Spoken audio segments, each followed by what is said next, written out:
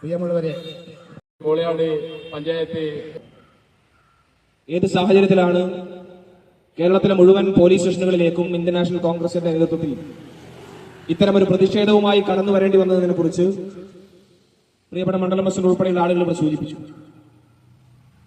ഒരുപക്ഷെ കേരളത്തിന്റെ സമൂഹ മനസാക്ഷിയാകെ ഞെട്ടിക്കുന്ന ദൃശ്യങ്ങളാണ് കഴിഞ്ഞ ദിവസങ്ങളിൽ പുറത്തു വന്നത്. ിലേക്കും ഇത്തരമൊരു പ്രതിഷേധ സദസ്സ് സംഘടിപ്പിച്ചുകൊണ്ട് മുന്നോട്ട് വന്നത് ഗാന്ധി സ്മാരക വായനശാലയിൽ അല്പനേരം ചെലവഴിക്കുകയുണ്ടായി.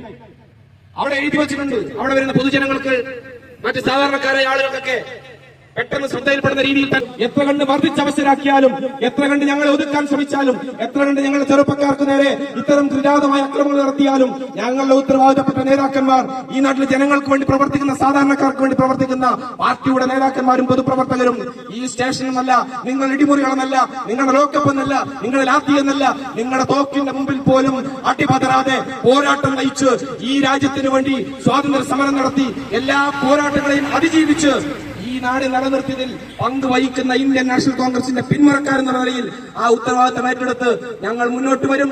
അത് നിങ്ങൾക്കുള്ള താക്കീതായി തന്നെ ഈ അവസരത്തിൽ സൂചിപ്പിച്ചുകൊണ്ട് മുഴുവൻ ആളുകളെ അഭിവാദിച്ചുകൊണ്ട് ഇത്തരം ഒരു പ്രതിഷേധ സംഘടിപ്പിച്ച മണ്ഡലം കോൺഗ്രസ് കമ്മിറ്റിയുടെ നേതാക്കന്മാരെയും മറ്റ് സഹപ്രവർത്തകരെയും അഭിവാദ്യം ചെയ്തുകൊണ്ടുകൂടി ഔപചാരികരുടെ പേരിൽ ഈ പ്രതിഷേധ സദസ്സ് ഉദ്ഘാടനമായി പ്രഖ്യാപിക്കുന്നു. ജയ് ജയ് കോൺഗ്രസ്. വൈസ് പ്രസിഡന്റ്, അതുപോലെ തന്നെ മറ്റ് കോൺഗ്രസിന്റെ പ്രിയങ്കരായ നേതാക്കന്മാരെ നന്ദി അർപ്പിച്ചുകൊണ്ട് ഈ പരിപാടി ഞാൻ കാക്കി ഉടുപ്പിട്ട് കേരള മണ്ണിൽ ഇറങ്ങില്ല, ആരിത് പറയുന്നറിയാമല്ലോ, പറയുന്നറിയാമല്ലോ കോൺഗ്രസ് പ്രസ്ഥാനം